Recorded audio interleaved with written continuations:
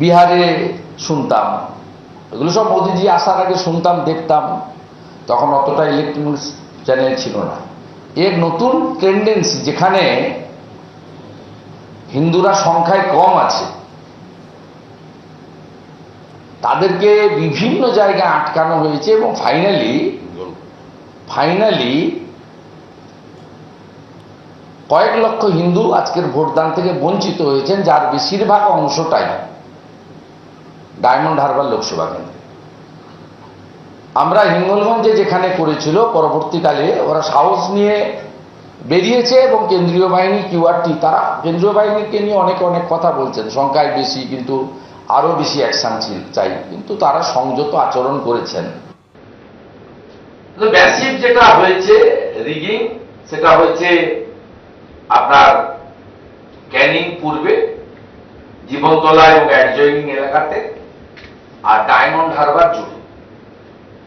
তা যে বিচ্ছিন্ন ঘটনাগুলো ঘটেছে তার মধ্যে ইতিমধ্যে সুবিধা বলেছেন, আমাদের প্রার্থীরা কেউ বাড়িতে বসে থেকে বা পার্টি অফিসে বসে ভোট করেন, তারা কিন্তু প্রত্যেকে লড়াইটা করেছেন, আপনাদের সামনেও ছিলেন, এবং তারা প্রত্যেকে ইলেকশন কমিশনের গাইডলাইন এবং ল অ্যাবাইড সিটিজেন হিসেবে তারা কিন্তু পারফরমেন্স তারা করেছেন। প্রত্যেকেই 9 জন লোকসভার প্রার্থী, একটা বিধানসভার উপনির্বাচনের প্রার্থীটা করেছেন।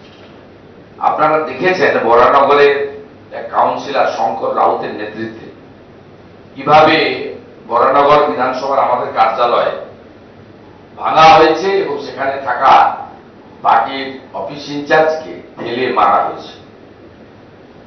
আপনারা দেখেছেন কিভাবে রেখাপাত্র থেকে শিলভদ্র দত্ত থেকে শুরু করে অশোক পুরকাইত থেকে শুরু করে তাদেরকে পরিকল্পিতভাবে বাধাদান করা হয়েছে বুথ কেন্দ্র, ভোট কেন্দ্র ভিজিট করার সময়।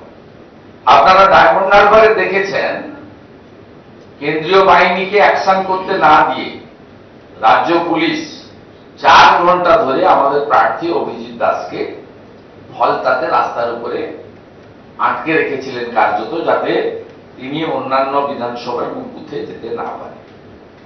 এবং